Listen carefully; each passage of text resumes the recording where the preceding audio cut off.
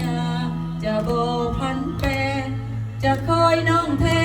ที่ศูนย์น้องคายมีเพลงอาทิตย์ก็พอปีทั้งที่น้องนี้ตามมาดังไฟสุมอุลาน้องเสียท่ามาซาเกินไปได้ข่าวว่าอ้ายถึงย้ายหนี้จากเมืองไทยสั่งไว้ให้น้องอดใจนัดพบกันใหม่ประเทศอีสานอ้ายกับมีคู่ฮักคนใหม่กลัวน้องตามมาสาไปเหลือไว้แต่ความโศกช้ำหมดหวังเพียงนี้หลายปีที่เฝ้าติดตามหูดีย้อนสตา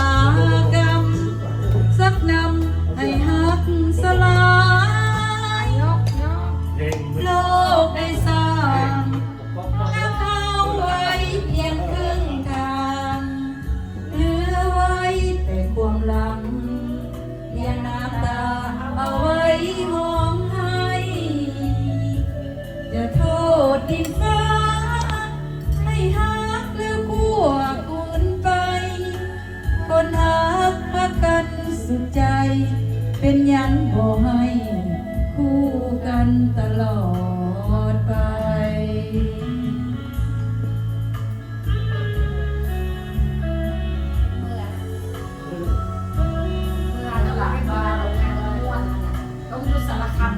อันนี้ เป็นเสียงห้องของเจ้าภาพเองเนี่ยเป็นเสียงที่อมตะลูกคอแน่น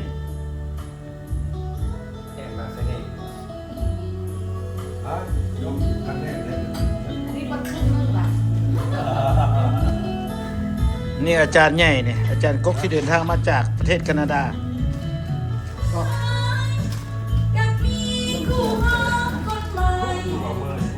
ตัวน้องตามมาสาไปเหลือไว้แต่ความโศกเศร้า Pura penanti mulu dong sih kan sen nyebut kan.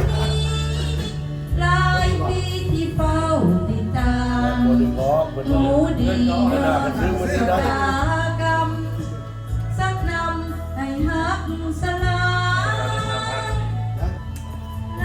กได้สร้างหักเอาไว้เพียงครึ่งทาง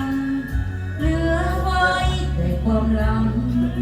เพียงน้ำตาเอาไว้ห้องให้จะโทษดินฟ้าให้หักเรื่องพวกใจคนหักหักกันสุดใจเป็นยังบ่ให้คู่กันตลอดไป อันนี้โบเมนห้องอัดเด้ออันนี้เป็นผ้าเข้าสมาคีต้อนรับเสี่ยวเนาะมันที่มาจากเสี่ยวผู้แก้วมาสันเตี้ยแล้วก็มาเสี่ยวเนาะเป็นนักห้องสมัครลิ่นแล้วก็หักแพงเนาะในนามส่วนตัวเนาะเจ้าของช่อง YouTube ลุงเดชลาวต่างแดนได้มาถ่ายทำ ขนาดเครื่องพอดีได้เสียงมวนมาเนี่ย โอเคก่อนจบคลิปลุงเดชลาวต่างแดนไว้เพียงเท่านี้ก่อนเนาะโอเคเด้ออันนี้เป็นผ้าเข้าสามัคคีโบแมนห้องอัดแล้วนั่นมีเสียงรบกวนเนาะแล้วก็ผิดพลาดขออภัย